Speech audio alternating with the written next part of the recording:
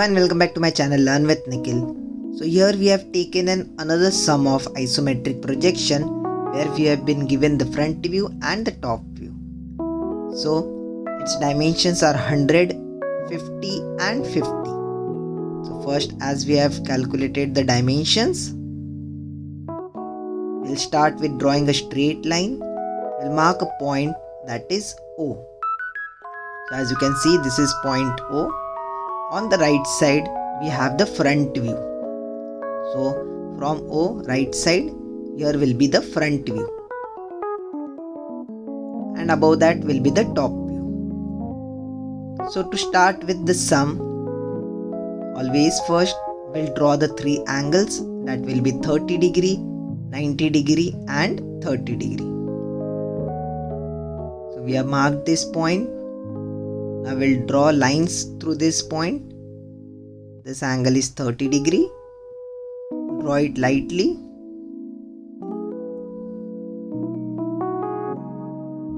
This is a 90 degree angle. And again this is a 30 degree angle.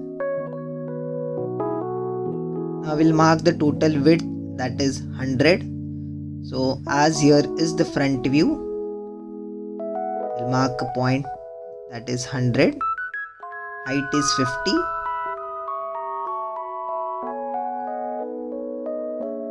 and the depth is also 50.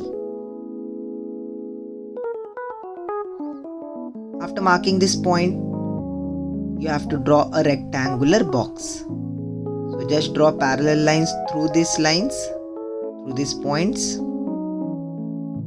and complete a rectangular box, as your isometric figure will be in this box itself.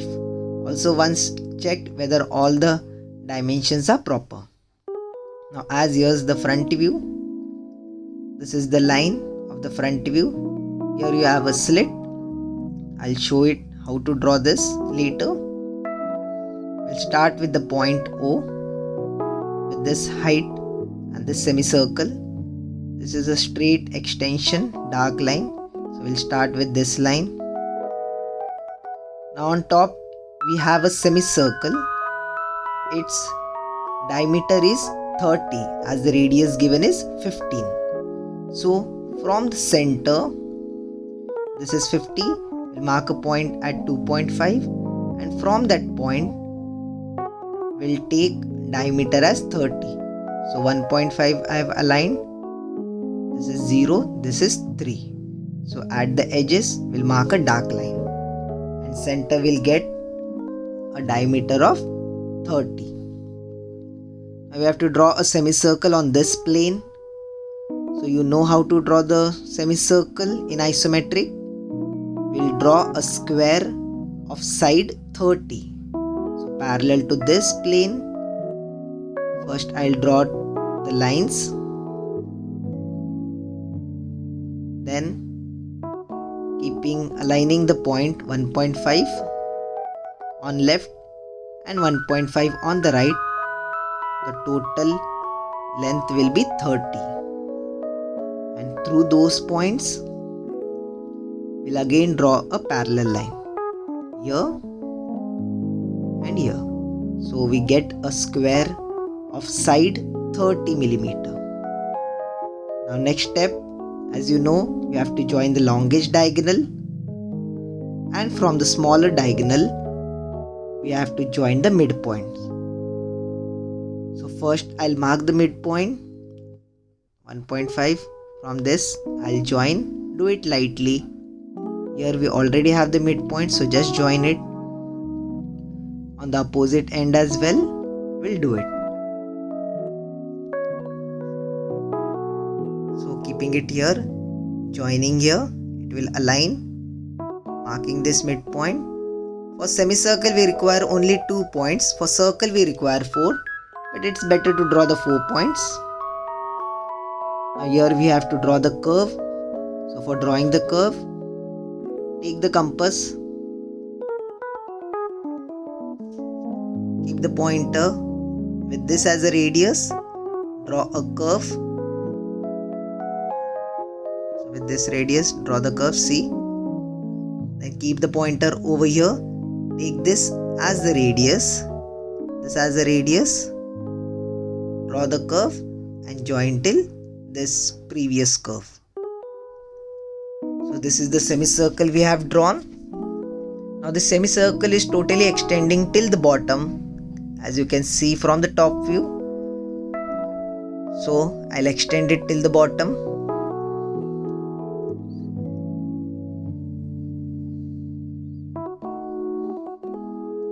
Take this as a reference line, extend this line till the bottom. This line also extend till the bottom. Join this bottom two lines, and in between we have to project the semicircle same as we have drawn above. So the semicircle we have to draw below at 50. So I'll project the points. This point we have drawn the curve, and through this point we have drawn the curve. So I'll move this point 50 below. So here will be the point, and from here also. This point is not required, as you will see it later. Now keeping it here, this is the radius.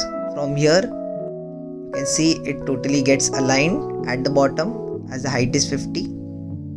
I'll draw the curve. Now the end of the curve, I'll just show you till where you have to end the curve. This is the point where the curves end. So as you can see, it gets aligned, so you don't require the other point. From this angle only this curve is visible, so I have drawn that. The other curve is not required. I'll show how you to draw the angle. This angle, this we have to project it in two-dimensional.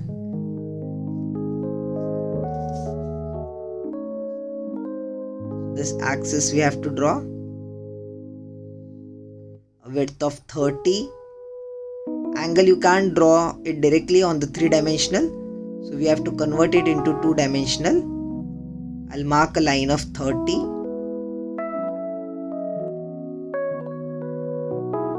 So this is the center gap. This is this gap 30. Now we have an angle of 45 degree on both the sides. So from the end, mark an angle of 45.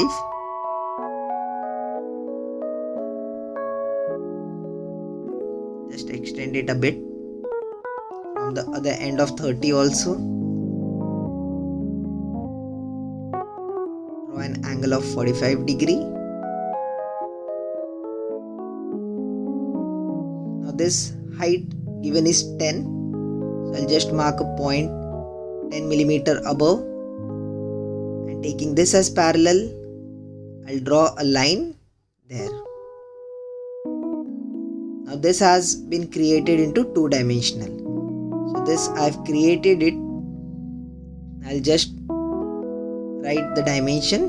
This is not required, but I'll just show you which all dimensions we have taken. This is necessary to draw in the exam as well. Both sides are 45 degree, height is 10 millimeter. This distance we have drawn, that is 30 millimeter. Now we have to calculate the upper line till how much it has been extended. That dimension is unknown, so we have to calculate this line, and if we calculate this line, we'll automatically get a 45 degree angle on the three-dimensional. So this length I have calculated in two-dimensional, that is 50 millimeter. So as I have got this line, now I can construct this angle.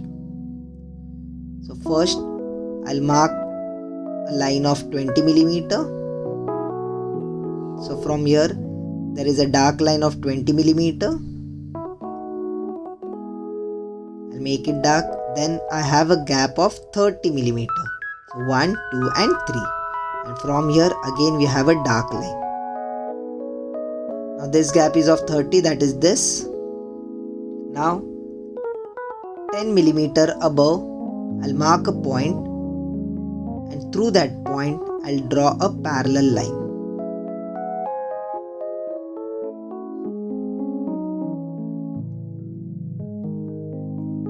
the parallel line properly. Draw it lightly.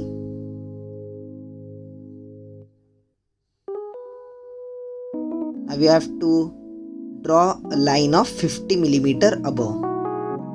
So it is at the center. So first I'll just mark a center point. Through that center point, taking this line as parallel, I'll extend it upward. So as you can see, this is the center point of 30. And if I extend the line, it gets divided into 2.5 or 25 millimeter on both sides. So from the center, 25 millimeter on the left, that is 50, and 25 millimeter on the right. So this total length is 50. And I'll join it dark. And then joining this will automatically get me an angle of 45 degree. So 45 degree angle or any angle, we can't draw it directly on the 3-dimensional. We have to use these steps. Now this has been done. Now I'll draw this inner cut line as it is cut till the end. Now next step, this height we have to increase. This height given is 20 millimeter. I've extended it 20. We have a slant line, as you can see. So for drawing that, taking this line as reference line, I'll draw a line from here inwards, draw it lightly, and taking this line as parallel,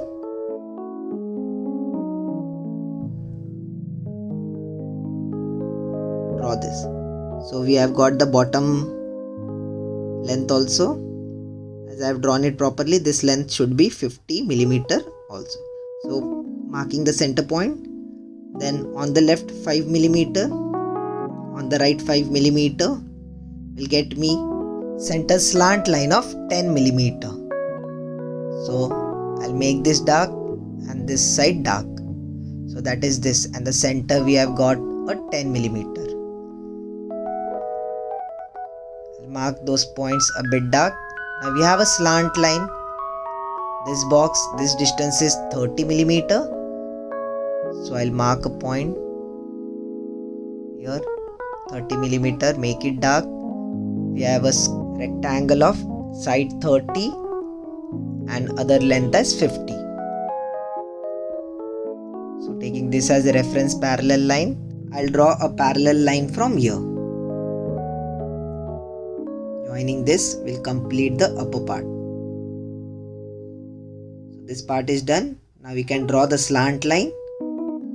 Again, here marking the center midpoint, and from that midpoint 5 millimeter on the left and 5 millimeter on the right, we get a total length of 10 millimeter. Joining this point to this point and joining this to this will give me the slant line. Now figure is almost done. Just we have to draw the edges and we'll complete our figure. As you can see, we have to draw these edges. First draw it lightly as we want to get the intersection line. Drawing this lightly, then you can make it dark once you get the intersection point.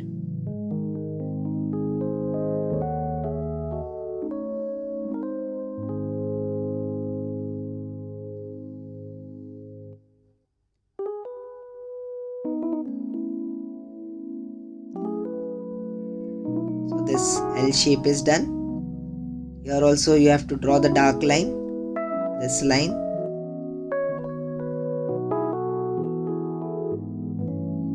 Join this, and from here also the full line is not visible as it is hidden behind the slant line. So our whole figure is done. Now marking the front view, the arrow X, it denotes the front view, and marking of the dimensions. So look how I am marking the dimensions. Each and every dimension given in the question you have to mark it here.